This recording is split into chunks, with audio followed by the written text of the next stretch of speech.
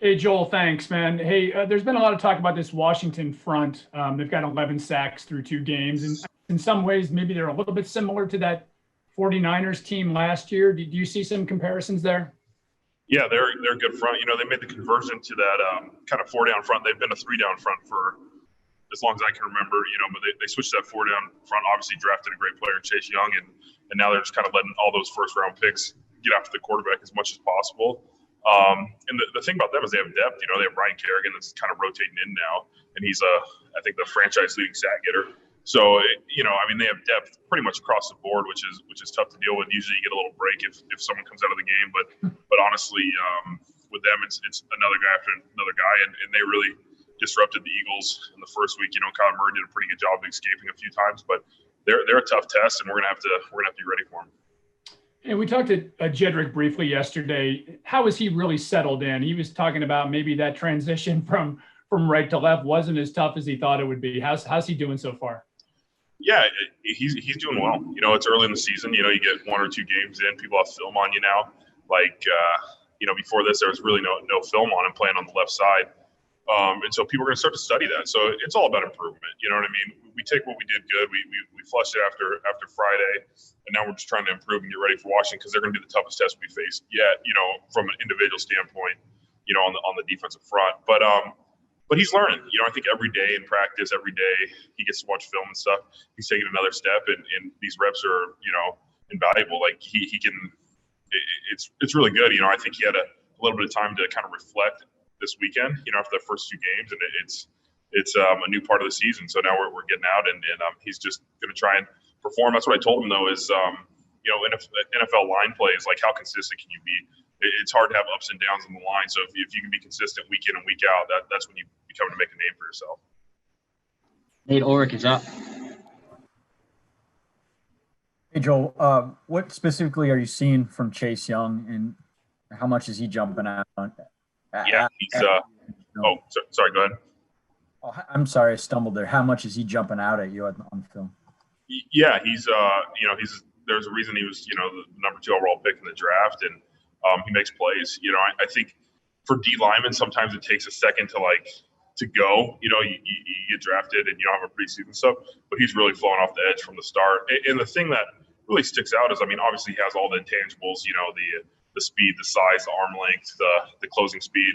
But it's his really football knowledge. You see him get chipped, he'll make a spin inside, or he plays off blocks, and those are things you see like vets do. Usually, the veteran pass rushers, but he's making moves that he's just reading. He understands football is what I'm trying to say, which is big for a pass rusher, because when the slides coming your way or you're getting double teamed, like there's ways to kind of defeat that, and he already has a pretty good grasp on that. But like I said earlier, like all of them can get after the quarterback, but I think he's the guy that they're putting the red dot on and being like, hey, this is our bell cow, and everybody's going to kind of feed off of that. How much more challenging is it when they're willing to move guys around? Like I've seen him move around, and other guys obviously too. But just an O-line, what does that do in terms of preparation? Yeah, it makes it difficult. If you have a guy that you're going to be matched up with every play, you can kind of study that guy a little bit more. But here they play him on both sides. They move some guys inside, some guys outside, and they have a few different looks they can throw at us. They're not just like a 4-down only team. They have some different looks.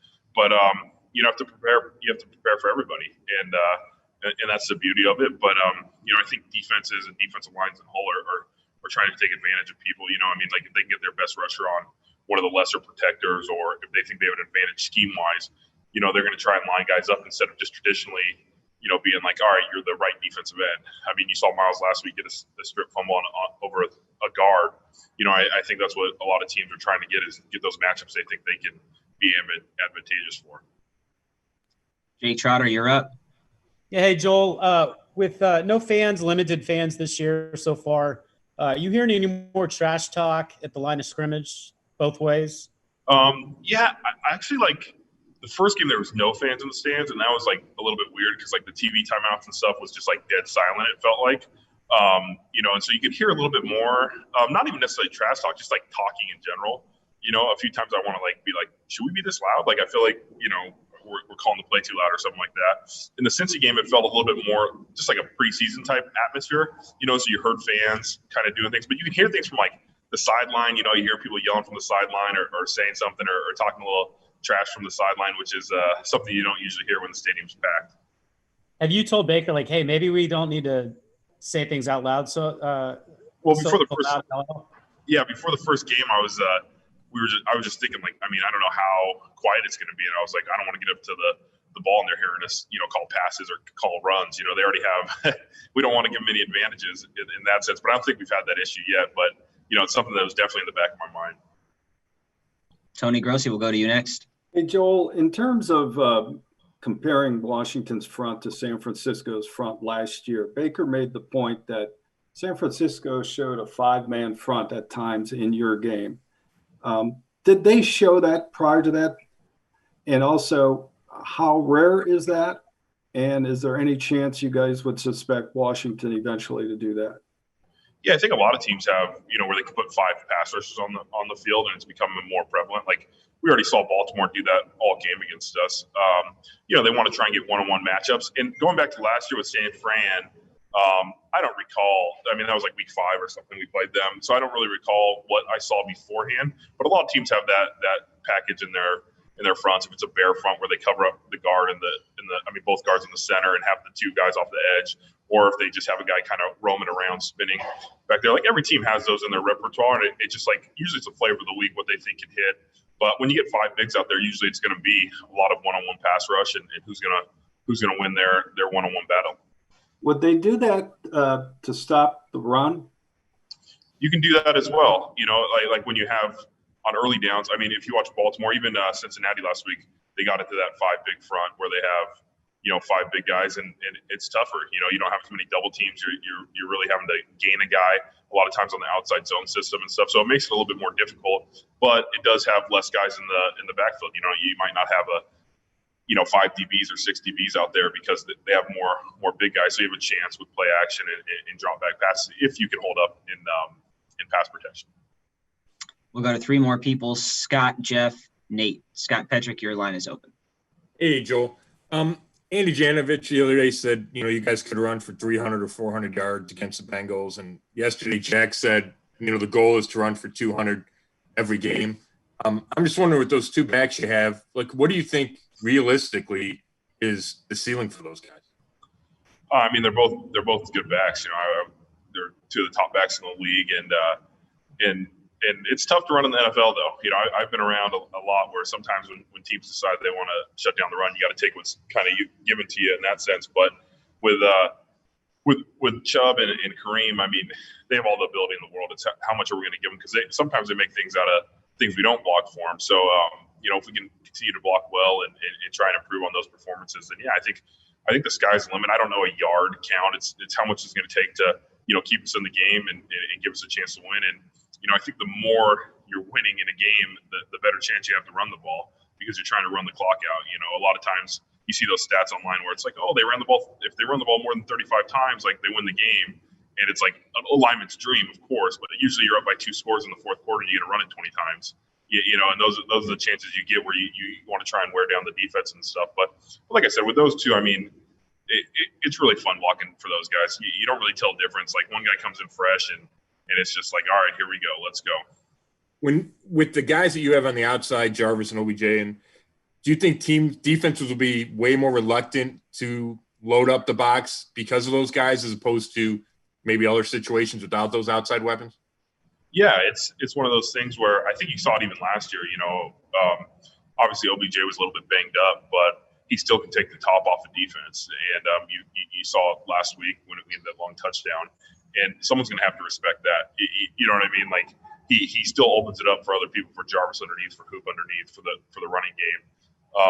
But teams have their design. They're going to try and disguise coverages. They're going to try and make things happen. Usually a team, kind of decides like, hey, we're going to stop the run this week, or we're going to try and stop the pass, and kind of see where it goes from there. But I do think Jarvis really gives Odell really gives a deep threat over the top that people have to respect. Jeff Shadell, your line's open. Hey, Joel, we know Nick Chubb and Kareem Hunt, they get all the glory. But as an offensive lineman, how much pride do you take in, like, that last drive, especially against the Bengals? Yeah, it's a big pride thing. Anytime, you call 6 runs and you finish out the game or try and finish out the game with a touchdown and a drive. You kill some clock and you give your defensive breather. It's huge. It's a big pride thing. And I think Chubb and Kareem, deserve the credit. They're great running backs. But as a unit, we just want to build on that. We're kind of past that game now. I know this is the first time I talked to you guys since then, but like for us, we've been focused on Washington since, Friday afternoon. And that's something that we're really working for. We want to replicate that. We want to work to replicate that. And we know it won't happen every time, but our goal is to try and replicate that where we're finishing games, running the ball in that 4-minute offense. Last question to Nate Ulrich. Hey, Joel, we just a couple minutes ago talked to Jarvis and asked him about his role on the Social Justice Leadership Committee, and you're one of those guys too. And obviously, Breonna Taylor news is something that has caught the nation's attention. So, have you guys talked about it, and do you have any thoughts on it?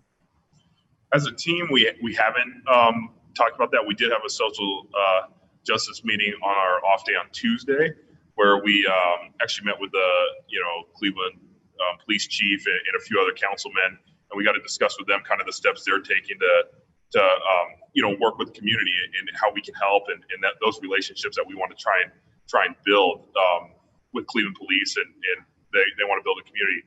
We've kind of been preparing for Washington from there. I'm sure when we have our next meeting, maybe Monday or next Tuesday, we'll discuss it as a team from there though.